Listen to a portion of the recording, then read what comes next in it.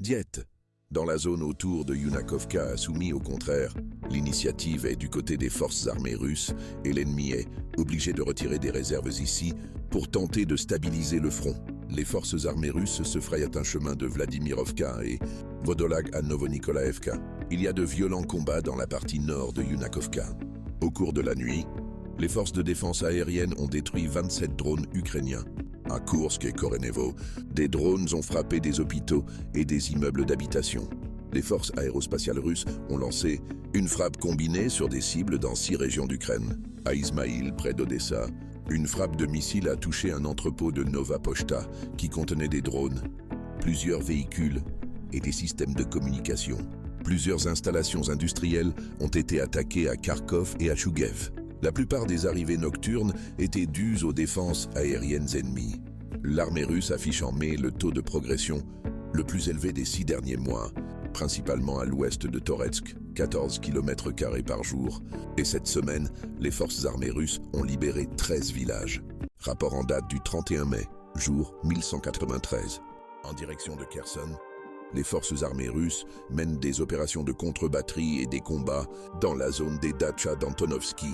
Dans le secteur de Zaporizhia, nos forces ont consolidé leur position dans les bastions dans la zone du village de Lobkovo et à l'est, et progressent également dans la zone de Rabotino. Elles ont élargi la zone de contrôle au nord de Kopani d'environ 1,5 km aujourd'hui. Le commandant en chef des forces armées ukrainiennes a annoncé que l'armée russe avait lancé une offensive dans la région de Zaporizhia. Des combats actifs ont lieu dans la direction d'Ugledar. Notre ministère de la Défense a confirmé la libération de Novopol, où nos soldats ont établi le contrôle d'un grand nœud défensif de plus de 2 km de profondeur et jusqu'à 4 km le long du front.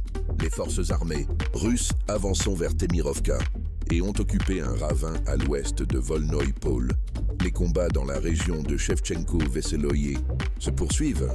Des progrès sont réalisés au nord d'Otradnoï et un assaut est en cours à la périphérie est d'Alexeyevka. Dans la direction de Pokrovski, l'armée russe perce au sud d'Orekovo et de Muravka. De violents combats ont lieu à Novosergevka.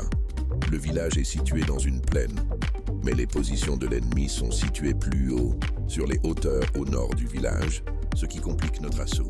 Le reste de cette zone est une guerre de tranchées entre Mirnograd et Toretsk. Les forces armées russes développent une offensive le long de la ligne Popov-Yar-Poltavka-Russin, Yar. Au nord de Toretsk, nos forces attaquent dans la région de Dakhny. Et à Chassov-Yar, nos troupes continuent lentement, mais sûrement à repousser l'ennemi hors des régions du sud.